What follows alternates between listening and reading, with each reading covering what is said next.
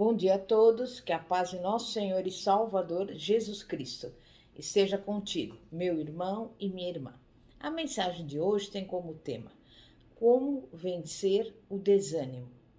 E nós vamos abrir a palavra de Deus no livro de Neemias, capítulo 2, e eu vou ler do versículo 17 ao 20, que diz assim: Então eu lhes disse: Bem vedes vós o triste estado em que estamos, como Jerusalém está assolada, e as suas portas queimadas a fogo. Vinde, pois, e edifiquemos o muro de Jerusalém, para que não estejamos mais em opróbrio. Então lhes declarei como a mão do meu Deus me fora favorável, e bem assim as palavras que o rei me tinha dito. Eles disseram: Levantemo-nos e edifiquemos, e fortaleceram as mãos para a boa obra. O que ouvindo Sambalate, o Horonita, e Tobias, o servo amonita, e Gesem, o arábio, zombaram de nós, desprezaram-nos e disseram: O que é isso que fazeis? Quereis rebelar-vos contra o rei? Então lhes respondi: O Deus do céu é que nos fará prosperar, e nós, seus servos, nos levantaremos e edificaremos. Mas vós não tendes parte, nem direito, nem memorial em Jerusalém. Irmãos e irmãs, você que me ouve, sempre há esperança, mas às vezes é difícil crer. Todos nós sofremos em períodos de desânimo. Jesus trata desse assunto dentro do contexto da oração.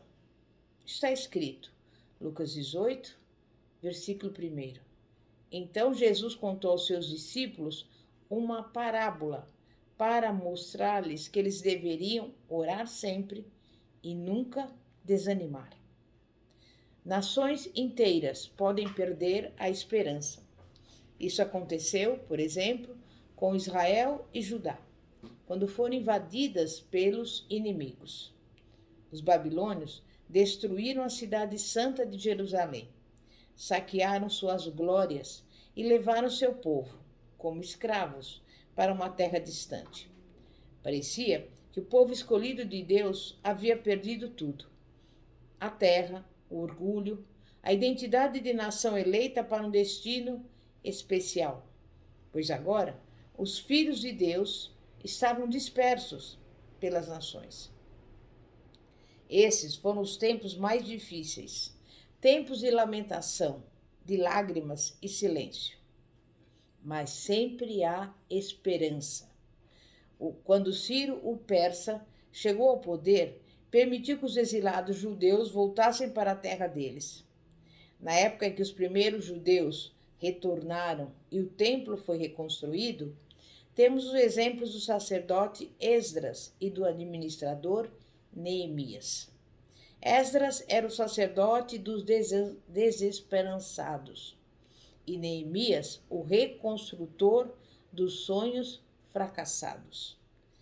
Esse tem uma lição libertadora acerca da renovação da esperança a partir dos escombros do desânimo.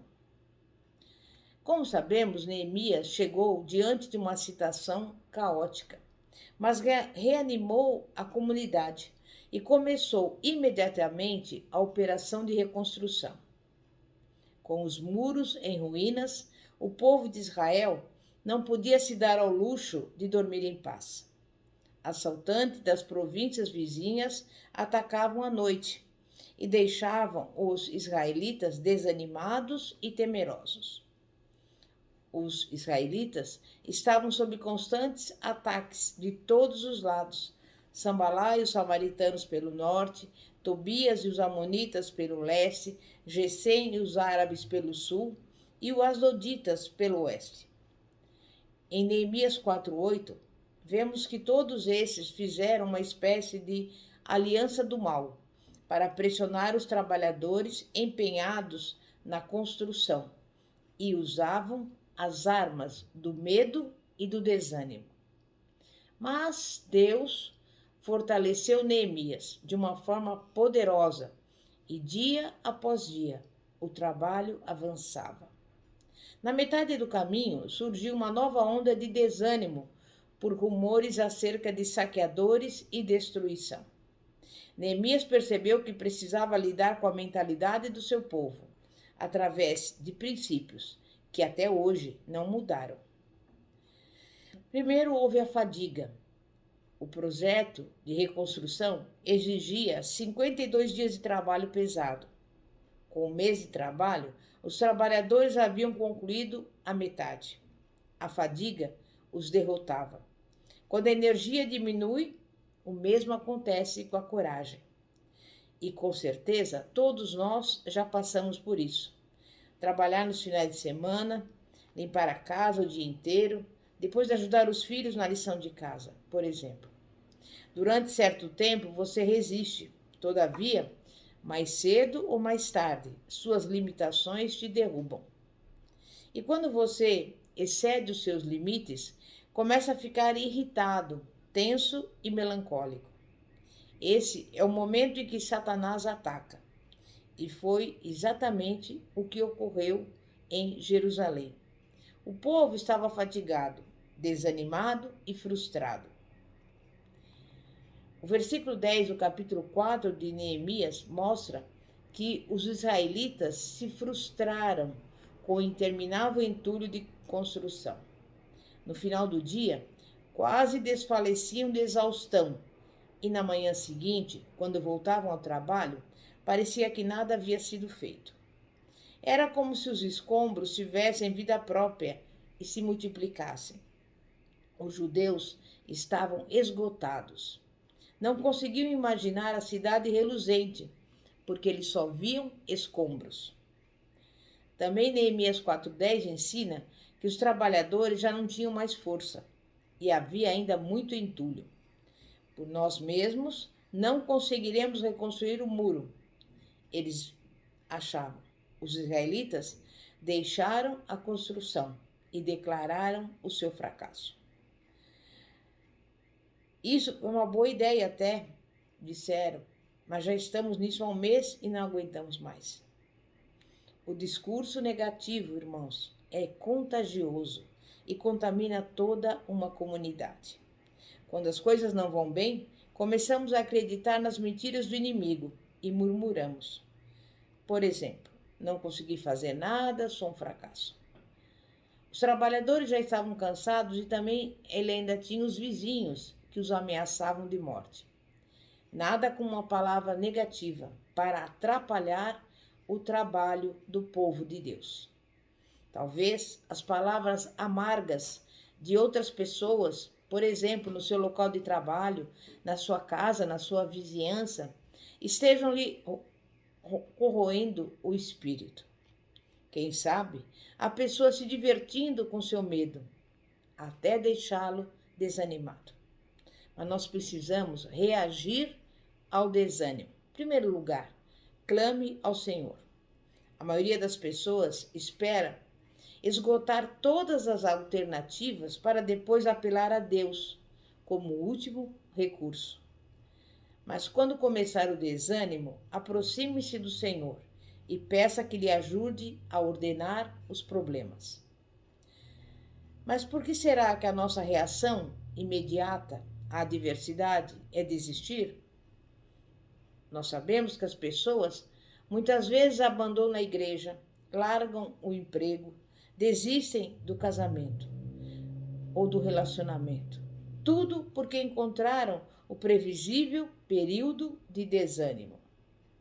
Satanás sabe que se nos fazer desistir, pode impedir que o nosso problema se resolva e, pior, prejudicar o avanço da obra de Deus. Neemias, por exemplo, sentiu todo o desânimo do povo, mas nunca deixou de lado a construção. Havia problemas, mas ele não deixaria de lado a ordem que recebera de Deus. E mais tarde, Sanbalat e Gesem tentaram uma armadilha, uma artimanha, para fazer Neemias diminuir o ritmo de trabalho. Eles o convidaram para uma reunião. Mas Neemias enviou mensageiros para dizer que executava um grande projeto e não podia parar. Não importa, meus irmãos, quanto você se sinta aflito, continue trabalhando. Concentre-se no todo. Os homens de Neemias foram distribuídos ao longo do perímetro do muro e não conseguiam se comunicar para incentivar uns aos outros. Só conseguiam enxergar a sua parte do buraco no muro e a sua parte do monte de entulho. Era difícil manter a perspectiva e ver o conjunto. Pode ser que você só enxergue o trabalho pesado e enfadonho na vida, mas precisa ver o que Deus está fazendo em você, com você e por você, e se agarrar a essa esperança, pois ela vai te ajudar a superar os momentos difíceis. Em Neemias capítulo 4, esse líder posicionou as pessoas ao longo do muro em fileiras, de modo que podiam visualizar a unidade da sua força de trabalho. Em tempos de desânimo, corra, não caminhe para a palavra de Deus. Quando o coração estiver aflito, leia a Bíblia. Não espere ter vontade. Eu sei que é difícil, mas precisamos reagir. A Bíblia não é um livro comum. O Espírito de Deus habita em suas páginas. Você pode servir a Jesus Cristo de coração e ainda se sentir desanimado. A Bíblia ordena que não nos cansemos em serviço, porque no tempo próprio colheremos, se não desanimarmos. Muitas vezes ficamos deprimidos, porque perdemos a perspectiva de quem estamos servindo, de por que estamos servindo e de como Deus pretende nos recompensar. Mas precisamos lembrar da colheita.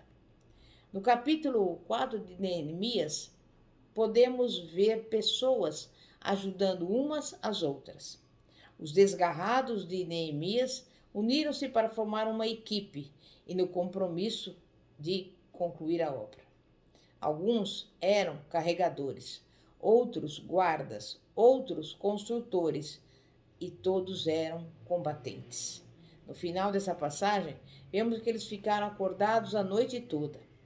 Estavam absorvidos demais no trabalho para voltar a casa à noite. Precisariam ajudar os mais fracos a carregar os mais baixos a subir. Eles carregaram o fardo uns dos outros. O desânimo tende a nos isolar. Faz com que nos voltemos para nós mesmos, o que gera muita autopiedade e faz perder a noção de conjunto. O nosso fardo fica mais leve quando carregamos o dos outros. Essa é a intenção de Deus. Ele não deseja que você carregue o seu fardo sozinho. Desvie o olhar do desânimo e direcione-o para a coragem que outras pessoas demonstram. Em Mateus 11, 28 está escrito: Venham a mim todos os que estáis cansados e sobrecarregados, e eu vos aliviarei. Em resumo, Jesus é a esperança do mundo. Vamos nos envolver nos braços do Senhor, todos os que estão sobrecarregados, para que possamos sentir o alívio dos nossos fardos. Amém? É momento de oração. Santíssimo Deus e poderoso Pai, Pai de nosso Senhor e Salvador Jesus Cristo. Muitas vezes, Pai, nos sentimos cansados, fatigados e, eventualmente, desanimados. Mas hoje aqui nós ouvimos a Tua palavra, Pai, e nós reconhecemos que devemos tomar uma atitude, devemos vencer esse momento difícil, essa adversidade. Nós vamos nos reanimar no Senhor. Vamos nos alegrar no Senhor. E por isso, nesse dia de hoje, que você possa sair dessa situação, que você possa reagir a essa depressão, a essa tristeza, a esse desânimo. Levante a sua cabeça e vá em frente. Também quero, neste momento, pedir por aqueles que estão doentes. Senhor, visita essas pessoas, restaura a saúde, opera a cura divina. Também vai ao encontro daqueles que estão passando por necessidades. Envia essa pessoa a provisão, porque tu és o Deus Todo-Poderoso, Jeová Jireh, o Deus provedor. Vai ao encontro também desse lar e dessa família. Visita o marido, a mulher, os filhos, os irmãos, toda essa família, Pai. Restaurando, Pai, esse lar e essa casa. Repreendendo toda a briga, toda a contenda, toda a divisão, mas coloque nesta casa, Pai, a união, a harmonia, a paz que excede todo entendimento e principalmente o amor do Senhor. É o que eu peço e desde já agradeço em nome de Jesus. Pastora Fátima, da Igreja Evangélica Apostólica Poder de Cristo, situada na Avenida Ouro Fino, 2212, Bosque dos Eucaliptos, São José dos Campos. Que a paz de nosso Senhor e Salvador, Jesus Cristo, esteja contigo. Glória a Deus, aleluia. Amém e graças a Deus.